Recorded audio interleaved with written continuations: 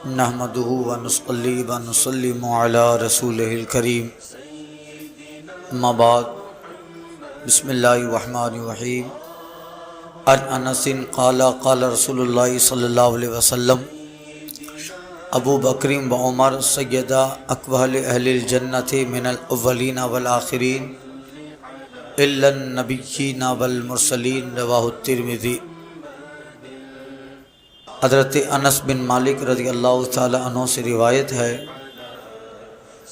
کہتے ہیں آقا صلی اللہ علیہ وسلم نے ارشاد فرمایا، ابو بکر اور عمر جنتی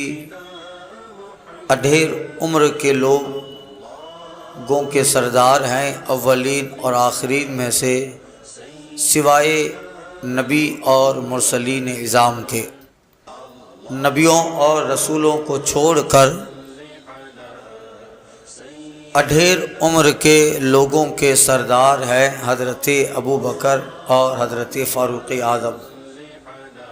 اڈھیر عمر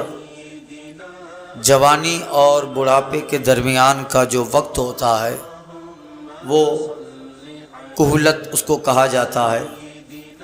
یعنی 30 سال کے بعد سے لے کر 50 سال تک اڈھیر عمر جوانی اور بڑھاپے کے بیچ کا وقت ہوتا ہے۔ آقا فرماتے ہیں اولین اور آخرین جنتیوں کے اڈھیر عمر کے لوگوں کے سردار ابو بکر و عمر ہیں، سوائے انبیاء کرام اور مرسلین اعظام کے، انہیں چھوڑ کر، اس لیے کہ نبی اور رسول یہ سب سے افضل و اعلیٰ ہیں، غیر نبی یا غیر رسول ان سے افضل و اعلیٰ نہیں ہوتا۔ یہ جنت میں تو سب لوگ 30 سال کے ہوں گے، سب کی عمر جنت میں 30 سال کی ہوگی، کوئی بوڑھا یا اڈھیر عمر کا نہ ہوگا، عورتیں 18 سال کی ہوں گی۔ اس حدیث پاک کا مطلب یہ ہوا کہ جو دنیا میں اس عمر میں وصال فرمایا، وفات فرمایا، اور وہ جنتی ہے، اس عمر میں اڈھیر سال کی اڈھیر عمر میں اگر اس نے دنیا میں وفات پائی ہے تو اس کے سردار جنت میں ابو بکر و عمر ہیں۔ اب آپ کہو گے کہ سب جنت میں سردار جوان ہی ہوں گے، تو سارے جوانوں کے سردار تو امام حسنین کریمین ہیں۔ امام حسنین کریمین، اور جب جنت میں وہی ہے، حضور فرماتے ہیں الحسن والحسین سیدہ شباب اہل الجنہ، حسن و حسین یہ جنتی جوانوں کے سردار ہیں۔ تو دیکھیے سرداری الگ طرح کی ہوتی ہے۔ حضرت ابو بکر اور عمر کا سردار ہونا ایک الگ نوعیت کا ہے، حضرت امام حسنین کریمین رضی اللہ تعالی عنہما کا سردار ہونا یہ ایک الگ طریقے کا ہے۔ سرداری سن کو حاصل ہے، امام حسنین کریمین کو بھی سرداری ہے، اور حضرت ابو بکر عمر رضی اللہ عنہم کو بھی سرداری حاصل ہے، مگر ان کی سرداری کی نوعیتیں الگ الگ ہوتی ہے۔ ڈسٹرکٹ ہوتی ہے، ضلع کا افسر اعلیٰ ڈپٹی کمشنر بھی ہوتا ہے اور ایس پی بھی ہوتا ہے۔ ضلع کا اعلیٰ افسر ڈپٹی کمشنر بھی اعلیٰ افسر ہے، اور جو ایس پی ہوتا ہے وہ ایس پی بھی اعلیٰ کمشنر ہے، دونوں اعلیٰ ہے، اور دونوں سر جو ہے اعلیٰ ہوتے ہیں، دونوں افسر ہوتے ہیں، مگر جو ڈپٹی کمشنر ہوتا ہے اس کی نوعیت الگ ہوتی ہے، اور ایس پی جو ہوتا ہے اس کی نوعیت الگ ہوتی ہے۔ ان دونوں کے جو ہے اعلیٰ ہونا الگ ہوتا ہے۔ تو اسی طرح امام حسنین کریمین رضی اللہ تعالی عنہما یہ سب جنتی جوانوں کے سردار ہیں، اور سب کی عمر جو ہے سب کی عمر 30 سال کی ہوگی، تو ظاہر بات ہے کہ جنتی جوانوں کے سردار ہے، ان سب کے سردار امام حسنین کریمین ہیں۔ اور اس حدیث سے پتہ چلا کہ جو دنیا میں اڈھیر سال کی عمر میں وفات پا گئے، 30 سے 50 سال کے بیچ میں جن کا وصال ہوا اور وہ جنتی ہیں، تو ان کے سردار جنت میں ابو بکر و عمر ہیں۔ وہ حضور نے انہیں بھی سرداری عطا فرمائی۔ اللہ اللہ سنیے، حضرت حذیفہ سے روایت ہے، قال رسول اللہ صلی اللہ علیہ وسلم انی لا ادری ما بقائی فیکم فاقتدوا بالذی من بعدی ابی بکر و عمر، رواہ الترمذی۔ حضرت حذیفہ بن یمان رضی اللہ تعالی عنہ روایت فرماتے ہیں، کہتے ہیں آقا صلی اللہ علیہ وسلم نے ارشاد فرمایا، میں نہیں جانتا کہ تم میں کتنی مدت رہوں، میں نہیں جانتا کہ میں تم میں کتنی مدت رہوں، تو میرے بعد تم لوگ ابو بکر و عمر کی اقتداء اور پیروی کر لینا۔ اب یہاں کوئی یہ نہ کہے کہ سرکار صلی اللہ علیہ وسلم بے خبر ہیں۔ حضور فرماتے ہیں لا ادری ما فیکم بقائی، لا ادری ما بقائی فیکم، میں نہیں جانتا کہ تم میں کتنا رہوں، بلکہ یہ مراد نہیں ہے کہ سرکار صلی اللہ علیہ وسلم بے خبر ہے، یا لا ادری حضور کی اپنی بے خبری کے لیے ہے، نہیں ایسا نہیں، بلکہ حضور باخبر ہے، مگر جو وقت وفات ہے اس کی اطلاع دینا نہیں چاہتے، حضور اس کی اطلاع دینا نہیں چاہتے ہیں، ورنہ سرکار صلی اللہ علیہ وسلم کو سب کی خبر ہے، مگر یہاں مقصد اپنی جو ہے وفات کا وقت بتانا نہیں ہے، مقصد اپنے بعد ابو بکر و عمر کی اقتداء بتانا، مقصد جو ہے وہ مقصد آقا صلی اللہ علیہ وسلم بیان فرما رہے ہیں۔ حالانکہ حضور کو سب معلوم ہے، اور وفات سے کئی دن پہلے کئی ایسے موقع آئے کہ سرکار صلی اللہ علیہ وسلم نے اشاروں میں اپنے وفات کی خبر دی، جس کو ابو بکر رضی اللہ تعالیٰ عنہ سمجھ بھی گئے۔ تو یہ سرکار صلی اللہ علیہ وسلم فرما اقتدوا بالذی من بعد ابی بکر و عمر، میرے بعد ابو بکر و عمر کی اقتداء کرنا، یعنی گویا حضور اپنے بعد ابو بکر و عمر رضی اللہ تعالی عنہما کو نامزد کر رہے ہیں، یعنی میرے بعد ابو بکر ہے پھر عمر ہے۔ یہ ساری حدیثیں ہیں جس میں آقا صلی اللہ علیہ وسلم نے اپنے بعد ابو بکر اور پھر عمر کا نام لیا، اور اسی ترتیب سے اللہ تعالیٰ نے ایسے انتظام فرمایا، اللہ اللہ، کہ حضور کے بعد ابو بکر خلیفۃ المسلمین اور سرکار کے بلا فصل خلیفہ جانشین بنے، اور ان کے بعد حضرت فاروق اعظم حضرت ابو بکر کے خلیفہ و جانشین بنے۔ ان انس قال کان رسول اللہ صلی اللہ علیہ وسلم اذا دخل المسجد لم يرفع احد راسه غیر ابی بکر و عمر کانا یتبسمان الیہ ویتبسم الیہما، رواہ الترمذی۔ حضرت انس بن مالک رضی اللہ تعالی عنہ سے روایت ہے کہ جب سرکار صلی اللہ علیہ وسلم مسجد نبی میں تشریف لاتے، مسجد میں جب آقا تشریف لاتے، کوئی صحابی اپنا سر نہ اٹھاتا ادب کے لحاظ سے، اور ایسے حضور کی ادب میں رہتے کہ مسجد نبی میں صحابہ ہیں، آقا اگر بیان بھی فرما رہے ہیں، واعظ و نصیحت بھی اگر سرکار صلی اللہ علیہ وسلم فرما رہے ہیں، تو صحابہ کی گردنیں نیچی رہتی، کأنَّا عَلَىٰ رُؤُوسِهِمُ الطُّيُورُ، فرمایا ایسا لگتا تھا جیسے ان کے سروں پہ پرندے بیٹھ گئے، ان کے سروں پر پرندے۔ یہ کمال ادب تھا کہ آقا خطاب فرمائیں، آقا مسجد نبی میں نماز کے لیے تشریف لے آئیں، صحابہ موجود ہیں، بیٹھے ہیں، تشریف فرمائیں، اور جب آقا گزرتے تو کمال ادب سے صحابہ نظر اٹھا کے سرکار صلی اللہ علیہ وسلم کو نہ دیکھتے، گردنیں نیچی ہوتی، ایسا لگتا ان کے سروں پہ پرندے بیٹھے ہیں، ہلیں گے تو پرندہ اڑ جائے گا۔ یہ جو ہے کمال ادب تھا، بڑے بڑے لوگ، مگر آقا علیہ الصلوۃ والتسلیم جب داخل ہوتے تو صحابہ کا یہ ادب ہوتا، تیرے آگے یوں ہیں دبے لچے فصحا عرب کے بڑے بڑے، تیرے آگے یوں ہیں دبے لچے فصحا عرب کے بڑے بڑے، کوئی جان منہ میں زبان نہیں بلکہ جسم میں جان نہیں، یہ حال ہوتا تھا۔ تو دوسرے صحابہ تو سر اٹھا کے نہیں دیکھتے،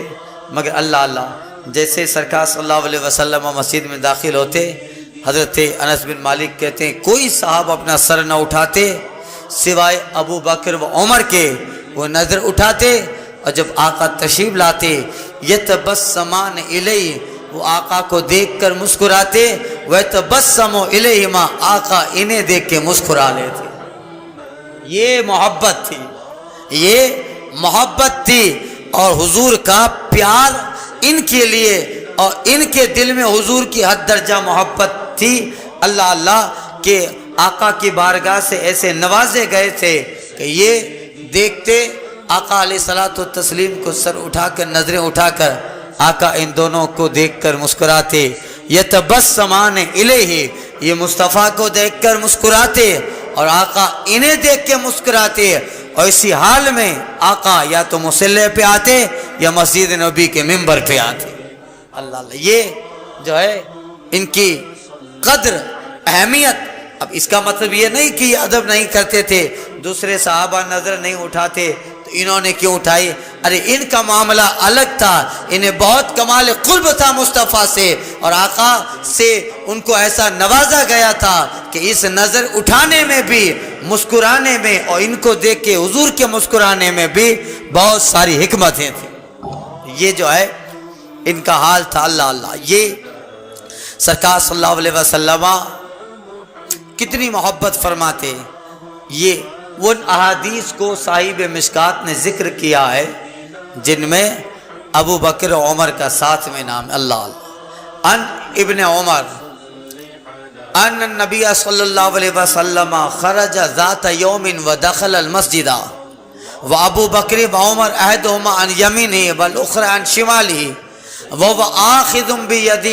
بأیدیہما فقال هكذا نبعث یوم القیامہ، رواه الترمذی۔ حضرت عبداللہ بن عمر رضی اللہ تعالیٰ عنہ روایت فرماتے ہیں ایک دن آقا صلی اللہ علیہ وسلم نکلے اور مسجد میں داخل ہوئے، اس حال میں کہ ابو بکر عمر آقا کے ساتھ تھے، احدہما عن یمینی والاخر عن شمالی، ابو بکر آپ کے دائیں تھے، فاروق اعظم آپ کے بائیں تھے، اور اس حال میں صحابہ کرام دیکھ رہے ہیں یہ منظر، آقا یا تو جو ہے باہر سے تشریف لے آئے، اور اس حال میں آئے کہ جب سرکار صلی اللہ علیہ وسلم مسجد نبی میں داخل ہو رہے ہیں تو ابو بکر و عمر مصطفیٰ جان رحمت صلی اللہ علیہ وسلم کے ساتھ ہیں، دائیں ابو بکر بائیں فاروق اعظم ہے، وَهُوَ آخِذٌ بِأَيْدِهِمَا، اور آقا نے دونوں کا ہاتھ پکڑا ہے، آقا کا دائیں ہاتھ حضرت ابو بکر کے بائیں ہاتھ میں، یعنی آقا نے دائیں ہاتھ میں ابو بکر کا بائیں ہاتھ لیا ہے، اور الٹی طرف حضرت فاروق اعظم رضی اللہ تعالی عنہ ان کا دائیں ہاتھ سرکار صلی اللہ علیہ وسلم کے بائیں ہاتھ میں ہے۔ اس طرح سرکار صلی اللہ علیہ وسلم داخل ہوئے اور آقا صلی اللہ علیہ وسلم فرماتے ہیں ہاکذا نبعث یوم القیامہ، حضور فرماتے ہم اسی طرح قیامت کے دن اٹھائے جائیں گے۔ یعنی یہ جو سچویشن ہے، یہ جو حال ہے، اسی سچویشن کی طرح ہم لوگ اٹھائے جائیں گے۔ اللہ اللہ اب وہ منظر کیسا ہوگا آپ اس کو ذرا اندازہ لگائیے۔ صحابہ کرام رضوان اللہ تعالی علیہم اجمعین تشریف فرما ہے، اور حضور جب داخل ہوئے ہوں گے اللہ اللہ تو حضور کے دائیں ہاتھ میں ابو بکر کا بائیں ہاتھ، سرکار کے بائیں ہاتھ میں عمر کا سیدھا ہاتھ، اور دونوں صاحبوں کے ہاتھ کو سرکار پکڑے ہیں، مسجد نبی میں داخل ہوئے، صحابہ کرام رضوان اللہ تعالی اجمعین تشریف فرمائیں۔ اس حال میں اس انداز میں جب آتے دیکھا، اب ہمیشہ تو یہ انداز ہوتا نہیں تھا، آج خلاف معمول ہے، ہمیں تھا تو آقا آکے اکیلے تشریف لاتے ہیں یا مسجد نبی سے قریبی جناب حضرت ام المومنین عائشہ صدیقہ کا حجرہ ہے وہاں سے آتے ہیں، مگر آج سرکار کہیں باہر تشریف لے گئے تھے اور حضور کے ساتھ ابو بکر و عمر بھی تھے، مگر اب آئے تو ان کے ساتھ یہ دونوں صاحب ہیں، سرکار نے آتے ہی دونوں کا ہاتھ پکڑا، مسجد نبی میں داخل ہوئے، اور بغیر کسی کے سوال کے یا بغیر کسی کے پوچھنے کے آقا صحابہ سے کہتے سنو ہم اسی طرح قیامت میں اٹھائے جائیں گے، اور ایک حدیث میں ہم اسی طرح جنت میں جائیں گے۔ اللہ اللہ، یہ جو ہے سرکار صلی اللہ علیہ وسلم، اسی لیے اپنے پہلو میں ان دونوں صحابوں کو رکھا۔ اگر آقا چاہتے تو انہیں رکھتے مسجد، انہیں رکھتے جنت البقیع میں، آقا جنت البقیع میں رکھتے، مگر نہیں، کمال محبت ہے کہ آقا نے وصال اور وفات کے بعد بھی ان دونوں صحابہ کو اپنے قریب میں رکھا، اپنے قریب میں رکھا۔ سعدین کا قرآن نے پہلو یہ ماہ میں جلمٹ کیے ہیں تارے تجلی قمر کیا ہے۔ یہ دونوں صاحب سرکار کے پاس ہی میں آرام فرما رہے ہیں، یہی جو ہے ان کی فضیلت کے لیے کافی ہے۔ یہ تو برا ہو رافضیوں کا، برا ہو شیعہ کا، جنہوں نے ان صاحبین اور ان میں اور اہل بیت میں اس قدر عداوتیں، اس قدر روایتیں گڑھی کہ پوری قوم کو یہ میسج اور یہ خیال دیا کہ عمر علی کے نہیں، ابو بکر علی کے نہیں، اور ابو بکر و عمر علی کے نہ، علی و حسنین ابو بکر و عمر کے معاذ اللہ، جبکہ ان میں تو آپس میں محبت، یگانگت اور بے مثال عقیدتیں ہیں۔ یہ ان عبداللہ ابن حنطب ان النبی صلی اللہ علیہ وسلم را ابو بکر و عمر قال هذان السمع والبصر۔ حضرت عبداللہ بن حنطب رضی اللہ تعالیٰ روایت کرتے ہیں، ایک دن آقا صلی اللہ علیہ وسلم تشریف لے آئے، اور آقا صلی اللہ علیہ وسلم جب آئے اسی مجلس میں ابو بکر و عمر بھی تھے، اور بھی صحابہ تھے، ابو بکر عمر تھے۔ آقا نے ابو بکر اور عمر کو دیکھا، آقا فرماتے ہاذان السمع والبصر، یہ دونوں کان ہے، یہ دونوں میری آنکھیں ہیں۔ یعنی صحابی کہتے ہیں اس کا مطلب حضور فرماتے ہاذان، یہ دونوں آنکھیں ہیں، یہ دونوں کان ہیں، السمع والبصر، یہ دونوں کان ہیں، یہ دونوں آنکھیں ہیں۔ آقا فرماتے ہیں، راوی محدثین کہتے ہیں کہ حضور کے فرمان کا مقصد یہ ہے کہ جس طرح آنکھ اور کان جسم میں نہ ہو تو جسم کی تکمیل نہیں ہوتی ہے، آنکھ نہ ہو تو آدمی دیکھ نہیں پائے گا، کان نہ ہو تو آدمی سن نہ پائے گا، تو زندگی ایسی ہو گئی کہ چلتا پھرتا مردہ ہے، گویا چلتا پھرتا، جب آنکھ ہی نہیں ہے، کان ہی نہیں ہے، نہ دیکھ پاتا ہے نہ سن پاتا ہے، تو اگر آنکھ و کان نہ ہو تو جسم جو ہے بے تکمیل ہے، ادھورا ہے۔ آقا فرماتے یہ دونوں میرے دین کے آنکھ اور کان ہیں، انہی دونوں سے میرا دین کامل و مکمل ہے۔ اور راوی فرماتے ہیں کہ یہ دونوں، ایک مطلب اس حدیث کا راوی یہ فرماتے ہیں کہ یہ دونوں سارے مسلمانوں کے کان اور آنکھ ہیں، یہ دونوں سارے مسلمانوں کے کان اور آنکھیں، یعنی اگر کسی ایک کو چھوڑا جائے گا تو یا تو کان کو چھوڑے گا یا آنکھ کو چھوڑے گا تو مکمل نہ ہوگا، جو ان دونوں کو پکڑے گا وہ سنے گا بھی، دیکھے گا بھی، اور منزل مقصود تک جائے گا بھی۔ یہ دونوں سارے مسلمانوں کے کان اور آنکھ ہیں، یعنی مسلمانوں کے کان و آنکھ ابو بکر و عمر ہیں۔ اب ان کی محبت، ان کی عقیدت یہ کان و آنکھ کی طرح ہے، جسم میں کان نہ ہو تو پھر جسم جو ہے غیر مکمل اور ادھورا ہے، آنکھ نہ ہو تو غیر مکمل ادھورا ہے، تو ان کی محبت اگر نہ ہو تو گویا وہ محبت ادھوری ہے، اور ان دونوں کی محبت سے اسلام تکمیل پائے گا۔ یہ کتنی بڑی بات سرکار صلی اللہ علیہ وسلم نے فرمائی۔ رواہ ترمذی مرسلن، اس کو صاحب ترمذی نے مرسلن روایت کیا ہے۔ یہ سرکار صلی اللہ علیہ وسلم نے ان کی فضیلت بتائی۔ سنیے ایک حدیث سن لیجئے۔ ان ابی سعید الخدری قال قال رسول اللہ صلی اللہ علیہ وسلم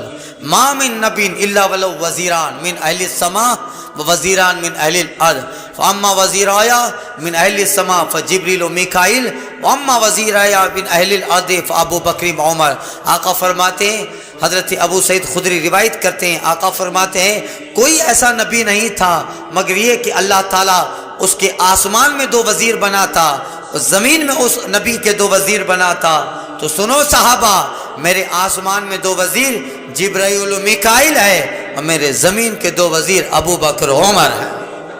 میرے زمین کے 2 وزیر ابو بکر عمر میرے بازو ہیں، میرے وزیر ہیں۔ گویا ان کی محبت سے دین مکمل ہوگا، اسلام اعمال مکمل ہوگے، اور جس دل میں ان کی محبت نہیں ہے وہ عبادت نہیں۔ جسے صدیق کے صداقت کا اعتراف نہیں، عبادت لاکھ کرے وہ عابد نہیں۔ جسے صدیق کی صداقت کا اعتراف نہیں، عبادت لاکھ کرے وہ عابد نہیں۔ دل میں بغض عمر، بدن پہ حج کا لباس، تیرے نصیبے کا چکر ہے میاں طواف نہیں۔ تیرے